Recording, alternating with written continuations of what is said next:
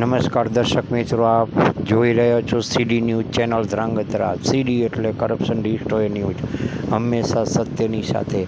આમ તો આજે ગુરુ પૂનમના દિવસે ધ્રાંગધ્રાના લગભગ દરેક મંદિરોમાં ગુરુ પૂનમનો ઉત્સવ ઉજવવામાં આવ્યો હતો, પણ ધ્રાંગધ્રાના વોર્ડ નંબર 3 શીતળામાના રોડ પાસે આવેલ નારાયણ સ્વામી બાપુની સમાધિએ તેમના ભક્તગણ દ્વારા ભવ્ય ગુરુ પૂનમનો ઉત્સવ ઉજવવામાં આવ્યો હતો, જેમાં નારાયણ બાપુના ભક્તગણોએ દ્વારા ખૂબ સરસ આયોજન કરવામાં આવ્યું હતું અને સંત શિરોમણી પરમહંસ નારાયણ સ્વામી બાપુની સમાધિ દ્વારા આ આયોજન દર વર્ષે કરવામાં આવે છે.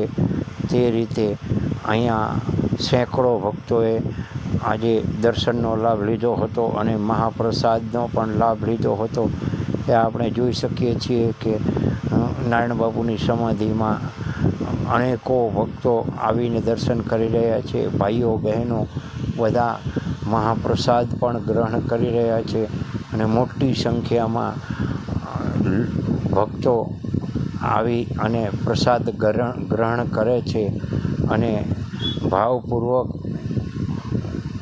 આ પ્રસાદ ગ્રહણ કરતા ધન્ય થઈ રહ્યા છે. ત્યારે આપણે જોઈ શકીએ છીએ કે દરેક વ્યવસ્થા સુચારુ રૂપે ચાલી રહી છે અને અત્યારે નારાયણ સ્વામી બાપુની સમાધિએ ભક્તોનું ઘોડાપૂર ઉમટી પડ્યું છે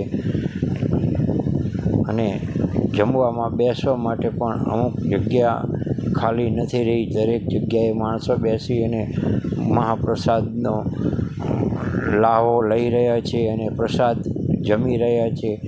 તો ધ્રાંગધ્રાના દરેક મંદિરોમાં આ રીતે આયોજન કરવામાં આવે છે, પરંતુ વોર્ડ નંબર 3 શીતળામા રોડ પર આવેલા પરમહંસ નારાયણ સ્વામી બાપુની સમાધિએ અત્યારે કોઈ મહંત ન હોવા છતાં પણ તેમના ભક્તગણો દ્વારા આટલું સરસ કાર્ય કરવામાં આવે છે અને ભક્તો દ્વારા તેઓને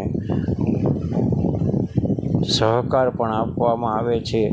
તો આપ જોઈ શકો છો કે ખૂબ સરસ આયોજન થયું છે અને આજે ગુરુ પૂર્ણિમાના પવિત્ર દિવસે ગુરુ પૂનમનો તહેવાર બહુ ભવ્ય અને સારો ઉજવવામાં આવ્યો છે. તો હું આપનો જયસિંહભાઈ ભડિયાર આપની સાથે છું.